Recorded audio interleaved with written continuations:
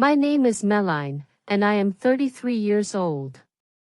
For 8 years, I have been married to my husband, William, who is 35. When I look back at the beginning of our marriage, I remember a time when everything felt perfect. William loved me deeply, and I loved him with all my heart. To me, he was the kind of man every woman hopes to marry: successful, gentle, responsible, and endlessly kind. He had a good job, a beautiful house, and a nice car long before we met. When I married him, I truly believed I was the luckiest woman in the world. For a long time, our life together looked exactly like the kind of life people dream about. We had comfort, stability, and a home filled with laughter. I trusted William completely, and he always made me feel safe.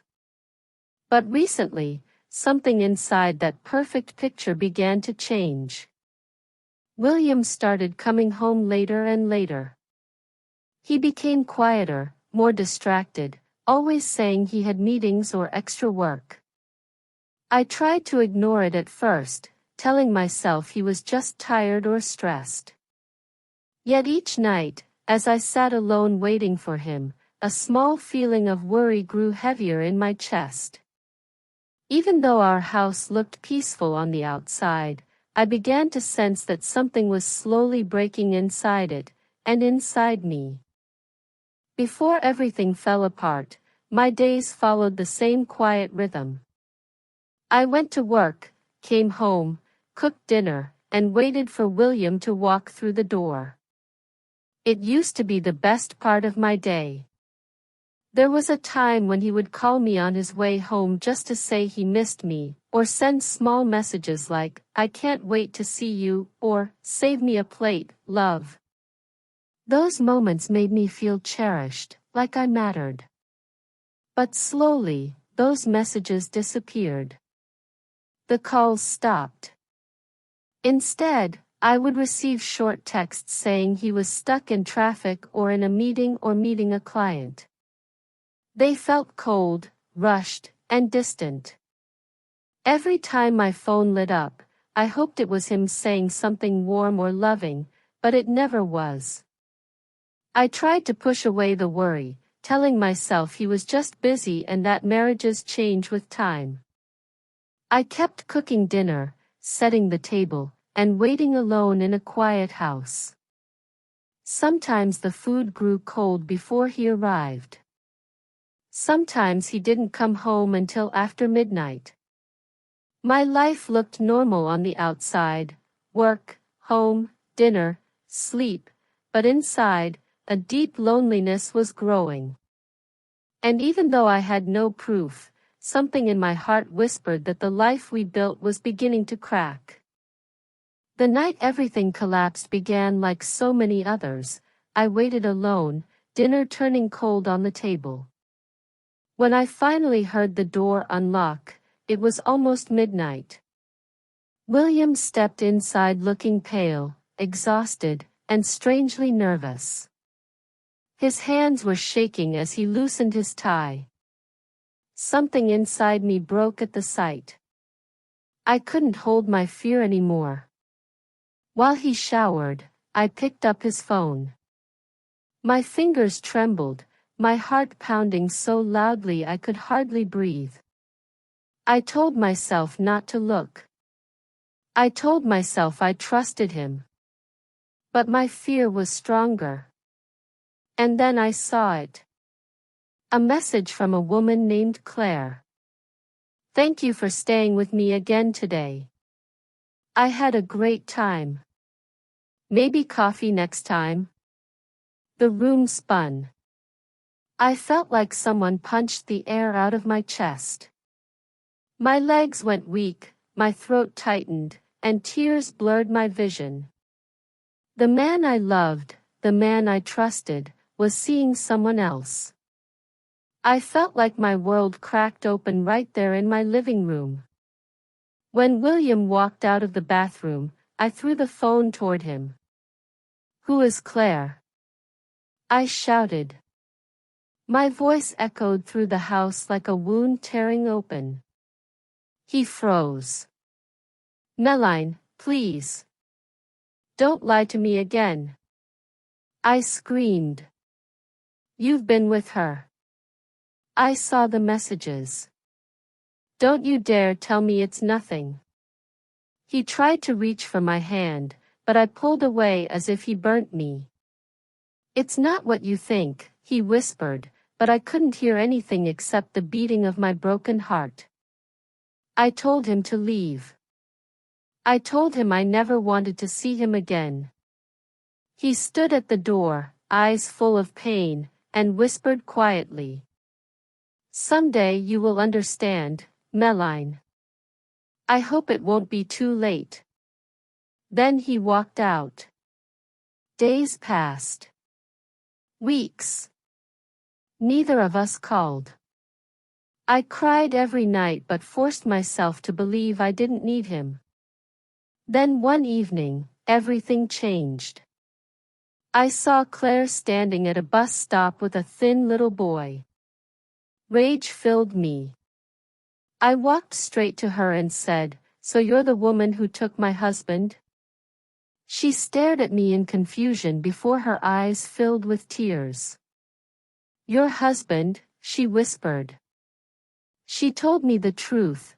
Her son had a severe heart condition, and William had been paying for his treatments. He had promised her late husband, his best friend, to protect them. She showed me messages, hospital bills, transfers, appointments. My world shattered again, but this time from guilt. My husband wasn't cheating. He was saving a child's life. And I had thrown him out. The moment I learned the truth from Claire, something inside me broke. I felt shame, regret, and a pain so deep it stole my breath. I dialed William's number again and again, my hands shaking, my heart begging him to answer. But he didn't. Not once. I texted him messages filled with apologies, promises, tears, yet there was no reply. The silence was louder than any argument we had ever had. I went to his office, hoping to see him walking down the hallway, smiling at me like he used to. But the receptionist said he hadn't shown up for days. His friend finally confessed, he left the city for a while, he said he needed time. Panic swallowed me. I felt like I was losing him all over again, only this time because of my own mistakes. Every hour felt like a knife turning inside my chest. I couldn't sleep, couldn't work, couldn't think about anything except finding him, talking to him, begging him to come home. 2 days later, my phone rang. A soft voice said, "Mrs. Meline, your husband has been in an accident. Please come quickly." My knees gave out. I dropped the phone. The world became blurry. I didn't even remember how I reached the hospital, only that I ran through hallways with tears streaming down my face. When I entered his room, I saw him lying there, pale and broken, a bandage wrapping half his head. My heart shattered. I grabbed his hand and sobbed, "William, please open your eyes. I'm so sorry. I was wrong. Please come back to me." His eyelids fluttered. Slowly, painfully, he looked at me. And even in that fragile moment, he smiled softly. "Meline, you look beautiful when you smile. Don't cry." I cried harder. "Why didn't you tell me the truth? Why did you let me think the worst?" He whispered, voice barely there. "I wanted you to love me, not my actions. I didn't want to be praised.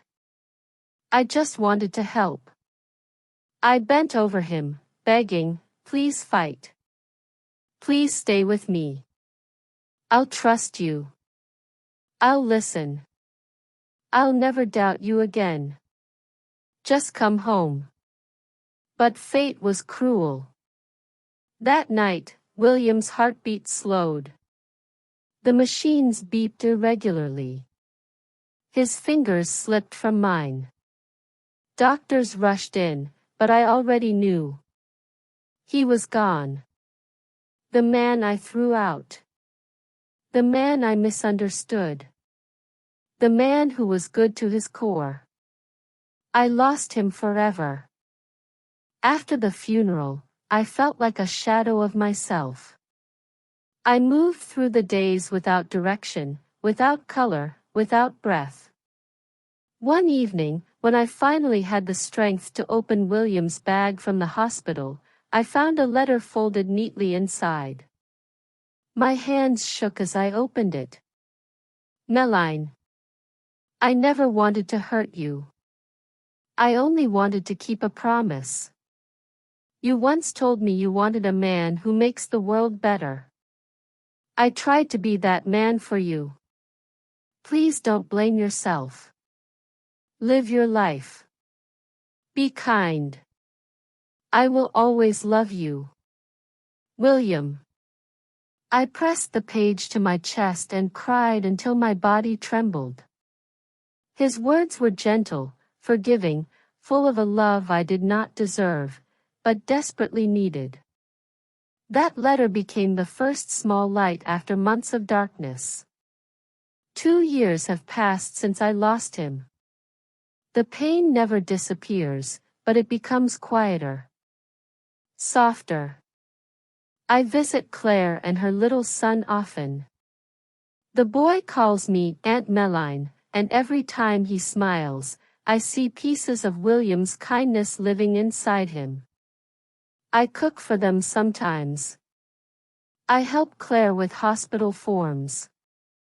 I sit with her when she feels overwhelmed. Helping them makes me feel closer to William. It feels like finishing the work he started. I learned to forgive myself. I learned that grief doesn't end, but it changes shape. I still love William with all my heart, but I no longer let sorrow drown me. I carry him forward by choosing kindness, just like he asked. And that is how my healing began. Now, when I look back, I finally understand the lessons life was trying to teach me, lessons I learned too late, but lessons that changed me forever.